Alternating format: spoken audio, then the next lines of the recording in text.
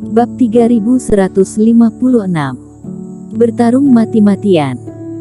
Karena ayahku melukai anteknya untuk menyelamatkan orang yang tidak bersalah dan membuatnya marah, Yason Chang menggunakan pedang ayahku untuk membunuh orang tuaku dan menusuk mereka ke tembok kota. Bahkan mayatnya diperlihatkan ke publik selama sebulan sebelum keluarga aku berlutut dan memohon belas kasihan. Butuh banyak koin roh untuk menebus jasad mereka agar bisa dikuburkan. Mata Tuan Chen merah, dan seluruh tubuhnya gemetar karena emosi. Semua orang juga terkejut, mereka tidak pernah berpikir bahwa akan ada kebencian yang mendalam antara Tuan Chen yang biasanya lembut dan anggun dengan Yason Chang. Eric Qin juga terdiam beberapa saat. Memikirkannya, belum lagi orang tua terbunuh dengan tidak bersalah, bahkan mayat-mayat pun digantung di kota untuk dipermalukan. Itu berarti menelantarkan mayat-mayat di hutan belantara dan masalah tidak dapat diselesaikan. Kebencian Tuan Chen terhadap Yason Chang bisa dibayangkan. Aku, Yanur Chen, mau memakan dagingnya dan menggerogoti tulangnya sepanjang waktu. Tidak ada seorang pun di kapal ini yang lebih membenci orang ini daripada aku. Aku menyimpan pedang ini agar aku bisa membalas dendam padanya suatu hari nanti. Sekarang kamu bilang aku takut padanya. Kakak Chen, aku benar-benar minta maaf, aku tidak tahu kamu memiliki masa lalu seperti itu. Si botak tampak malu, dan segera meminta maaf dengan tulus. Ekspresi semua orang juga sangat rumit. Menurut kata-kata Tuan Chen, tampaknya Jason Chang ini tidak hanya kultivasi tirani, tetapi juga kejam dan pendendam. Memang akan sangat sulit jika menjadi sasarannya. Aku tahu, teman seiman Zhang, aku tidak menyalahkanmu. Tuan Chen menjadi tenang dan tersenyum pahit. Maaf semuanya, aku sedikit impulsif hingga mengatakan ini. Sebenarnya, aku tidak bermaksud meminta kalian untuk membantu aku membalas dendam, tetapi saat menjelaskan Yason Chang, aku tidak dapat menahan diri. Masih banyak lagi informasi tentang dia dalam slip giok ini yang dikumpulkan olehku selama bertahun-tahun. Tuan Chen tidak berbohong, dia sebenarnya tidak berencana untuk menceritakan rahasia di dalam hatinya sama sekali. Tetapi kemudian, ketika suasana hatinya berfluktuasi, dia tidak bisa menahan diri untuk meledakkan depresi yang tertekan di dalam hatinya. Ada satu hal lagi yang sangat penting untuk teman seiman Qin, aku harus mengatakannya. Tuan Chen memandang Eric Qin. Kemampuan Yason Chang yang dia pelajari entah dari mana tampaknya tidak terkalahkan. Kultivator api suci pernah menghadapinya dan mencoba yang terbaik namun tidak bisa melukainya sedikit pun. Sebelum kultivator api suci itu meninggal, dia berteriak kaget dan mengatakan poin ini, jadi kebetulan sekali jurus Kak Erik tidak mempan bagi dia. Kalau begitu teknik api suci Kak Erik tidak valid. Yason Chang ini tidak hanya tinggi dalam kultivasi, tetapi juga tidak bisa dikalahkan teman seiman Qin. Ekspresi kerumunan berubah lagi. Metode utama Eric Qin adalah api suci. Jika apa yang dikatakan Tuan Chen benar, bukankah dia hanya akan menekan Eric Qin? Selain itu, Yason Chang menempati urutan ke-6 dalam daftar galaksi, dan kekuatannya jelas tidak palsu. Eric Qin juga mengerutkan kening. Tak terkalahkan oleh api. Ini memang sedikit merepotkan. Sebelumnya dikabarkan bahwa Jerome Lu telah melahap sumsum darah naga api, membuat teknik api tidak efektif melawannya. Ketika dia bertarung dengan sesepuh sekte pedang, pihak lain diberi darah naga oleh Jerome Lu, yang memang membuat metode api suci miliknya tidak efektif, kemudian mengandalkan serangan tangan abis untuk melukai pihak lain dengan serius. Dan ini juga berlaku untuk Yason Chang. Selain itu, kultivasi orang ini jauh lebih tinggi daripada Jerome Lu, khawatirnya akan lebih sulit untuk dihadapi. Sonny Yuan, yang melekat pada Jerome Lu, hanya berada di urutan ke-7 dalam peringkat galaksi, sementara Yason Chang berada di urutan ke-6. Namun, Erikin tidak merasa terlalu aneh tentang hal itu. Tidak ada batasan ilmu sihir di dunia, ada berbagai macam teknik tirani, dan ada banyak cara untuk mengendalikan orang.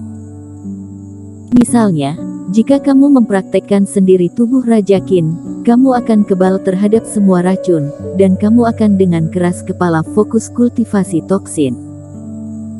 Jalan api itu ganas dan keras, kultivator sering digunakan, dan metode pengendalian telah lama dipelajari oleh para kultivator. Jika Yason Chang ini mendapat buku peninggalan zaman kuno, tidak ada yang tidak mungkin. Tentu saja, apa yang disebut pengekangan ini tidak mungkin sampai tidak terkalahkan. Jika jalan api suci miliknya jauh lebih tinggi dari lawannya, Yason Chang masih akan cedera, tetapi jika kultivasi lawannya jauh lebih tinggi darinya untuk saat ini, maka itu akan menjadi masalah. Lalu apa yang harus dilakukan? Yason Chang setelah sebatang dupa akan ada berita lain. Seorang kultivator berkata, terlihat suasana yang sedikit hening dan sedikit gugup. Bagaimanapun, itu adalah pejuang kebanggaan di urutan teratas daftar galaksi, yang mampu mengancam semua orang dengan kata-katanya. Bagi para kultivator, tidak mungkin tidak ada tekanan di dalam hati mereka. Apalagi, kita menyerah begitu saja. Si botak mendengus dingin. Kita harus mengabaikan semua bahaya yang akan lewati dalam 10 hari ke depan.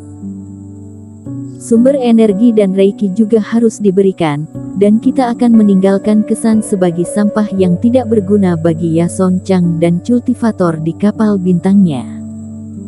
Aku tidak tahu apa yang kalian pikirkan, aku yakin aku tidak akan setuju. Memang, bahkan tanpa kebencian yang mendalam antara Tuan Chen dan Yason Chang, masalah ini tidak mungkin. Kultivator lain mengangguk. Kita telah melalui hidup dan mati di sepanjang jalan, dan kita telah mengalami banyak bahaya. Sekarang Yason Chang mengancam untuk melenyapkan usaha kita, aku tidak akan pernah menyerah, kata orang lain.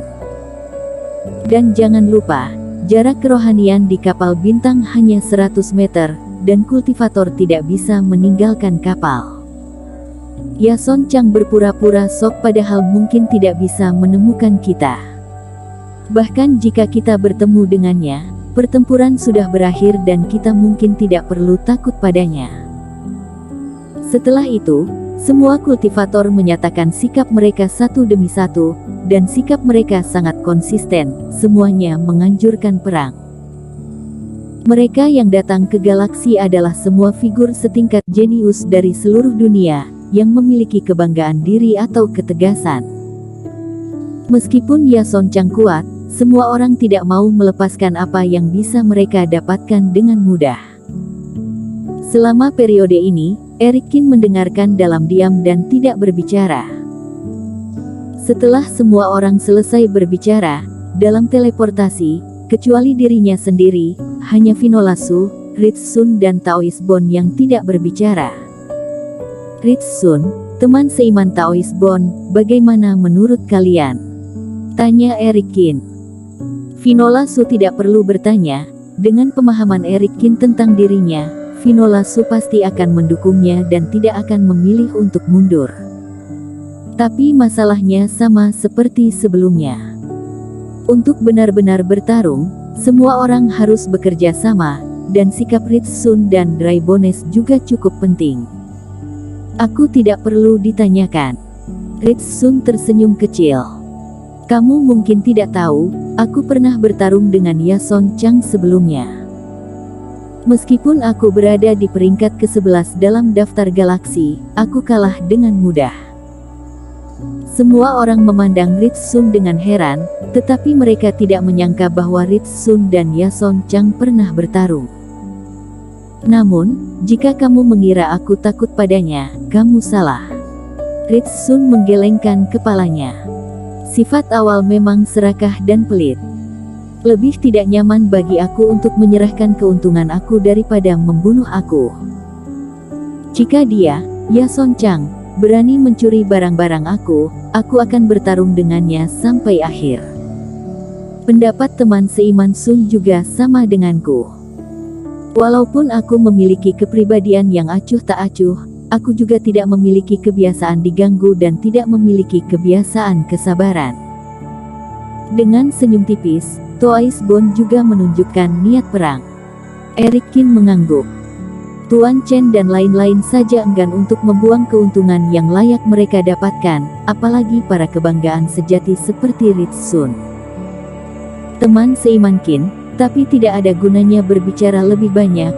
Kamu adalah penguasa kapal bintang kami masih harus mendengarkan pendapat kamu, kata si botak tegas. Setelah semua orang membuat pernyataan, mereka semua memandang Eric Kin saat ini. Meski rela bertarung, Eric Kin sebagai pemilik kapal yang berhak memberikan perintah untuk mengatur arah kapal bintang berikutnya. Jadi kata-kata Eric Kin adalah yang paling penting. Melihat tatapan semua orang, ekspresi Eric Kin sangat tenang. Bersambung.